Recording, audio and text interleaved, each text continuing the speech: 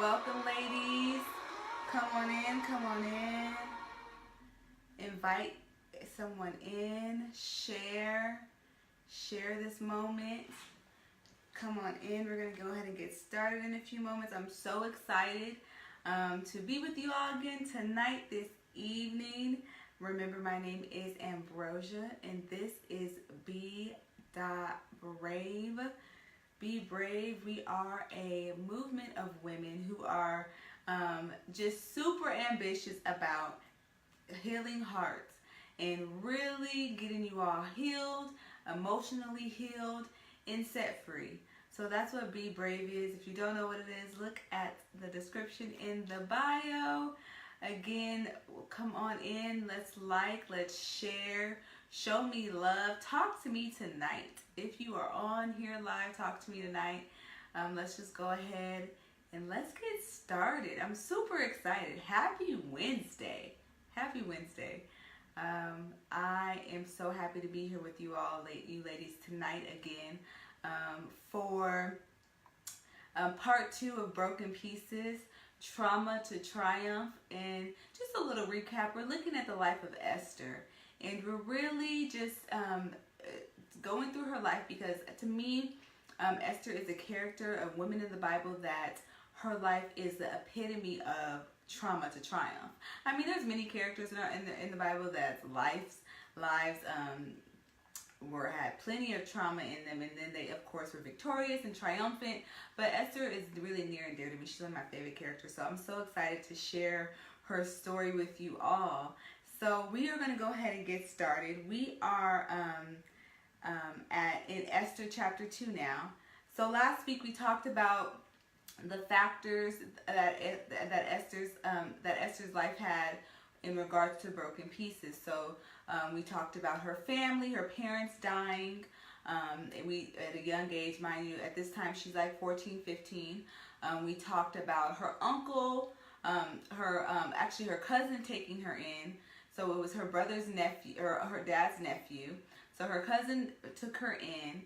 Then we talked about the fact that shortly after her cousin took her in and raised her as his own, the Persian kingdom needed a new queen. So Esther was rapidly and quickly uprooted and removed immediately from her family, from her culture, from her comfort, to a foreign place. So she was placed into a foreign place, that foreign place being the Persian kingdom. So let's go ahead and get started. Esther chapter 2, 16 through 19. I'm going to go ahead and read it. This is the New Living Translation, so the NLT. It says, Esther was taken to King Ahasuerus at the royal palace in early winter of the 7th year. So really quick, just a quick nugget, write this down if you're journaling. The 7th year. The number 7 is known to resemble, to be defined as the foundation of God's word. So keep going. The 7th year of his reign. And the king loved Esther more than any other young woman. He was delighted with her, and he set the royal crown on her head and declared her queen instead of Vashti. Now remember, Vashti is the queen that they wanted to get rid of because she had disrespected the king. That was simply not tolerated. So she was going to be replaced. Verse 18, to celebrate the occasion, he gave a great banquet in Esther's honor for all his nobles and officials, declaring a public holiday for the provinces and giving generous gifts to everyone. So I want to go ahead and just look at the first factor in how Esther went from trauma to triumph. So Esther, first of all, Esther didn't just merely survive. Like, we all have basic survival skills. So we know that if we're in situations where we need to eat, we're going to eat. If we're in situations where we need to get clothes, we're going to do what we have to take to clothe ourselves or whatever. So Esther didn't merely survive. Esther actually thrived. So Esther, in the midst of her trauma, she lost her parents. She was taken away from her family. She was put into a Persian kingdom. Not only in this kingdom was she put into, but she couldn't even be herself. She had to reject who she was. We'll talk about that a little later. But Esther went from survival to a place where she was able to thrive. So I want to go ahead and look at two concepts. Esther was favored.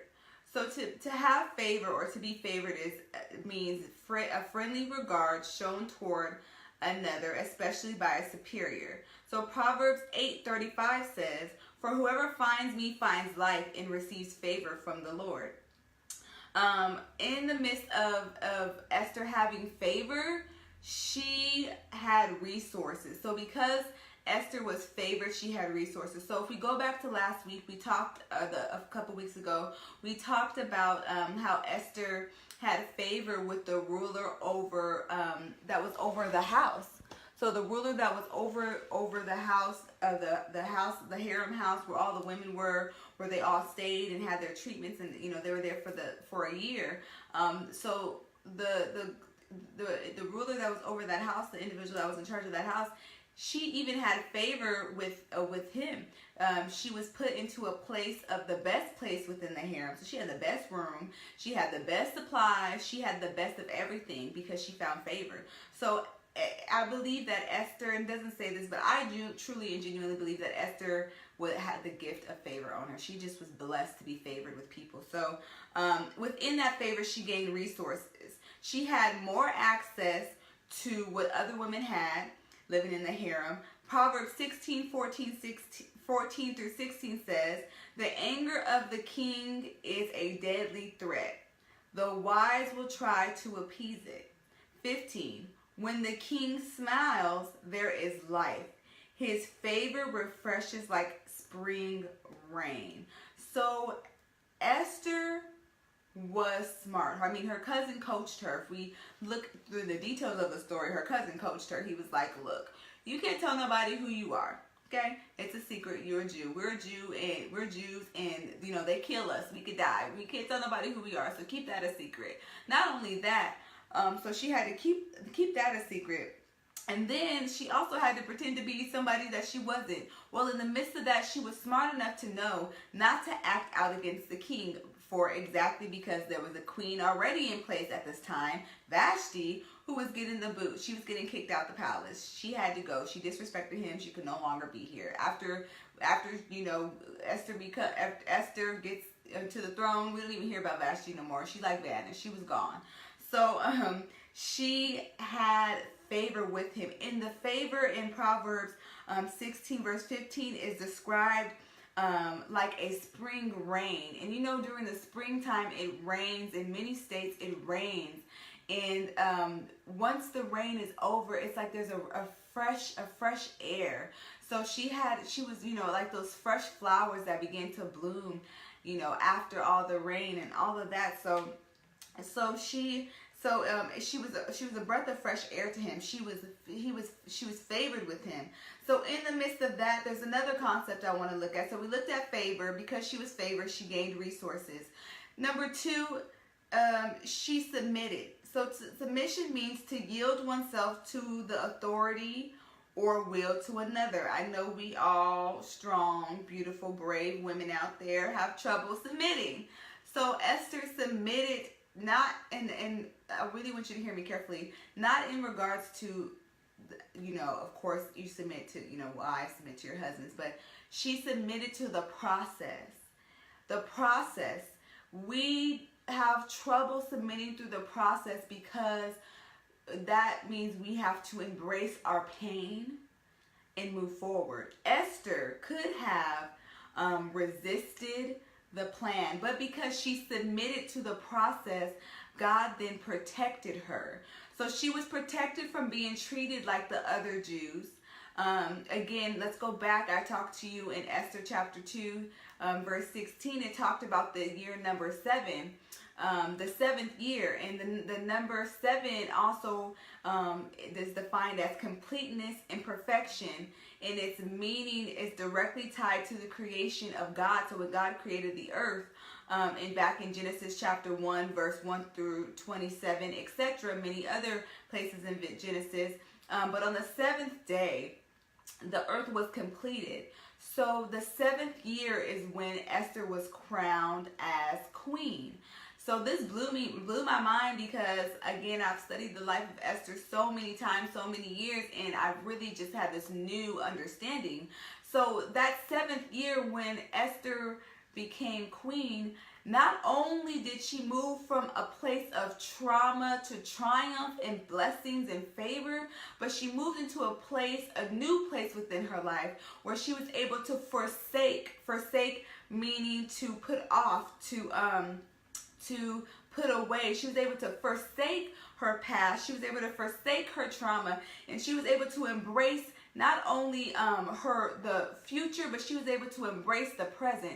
So she was able to embrace that God's plans for her were much greater than the fact that she lost her parents, that she was immediately swept away into a Persian kingdom, and she could not tell her ethnicity. She could not embrace her culture. She could not embrace the Jewish woman that she was, because at this time in this Persian kingdom, she could be killed. So, especially this was unheard of, a Jewish woman becoming queen in a Persian kingdom. This was unheard of. And so, because her willingness to submit, because of her willingness to forsake who she was, and not, forsake who you are, like, pretend to be someone else. But there's some ways and there's some things in our past that we have to forsake. We got to put that thing aside. Like, no, that's who I was, but this is who I am now. So because Esther was able to forsake who she was, forsake her trauma, and move past it, and she didn't have to keep talking about it, whining and complaining, oh, woe is me, I had a hard life, it's a hard knock life for us. She didn't have to go around singing the song. She just was able to move past her trauma, because she understood if she could get past the pain that she was in, then she could really go forward into her purpose, into her future that God really had for her. And her future and her purpose, which we'll talk about next time, was to save her people.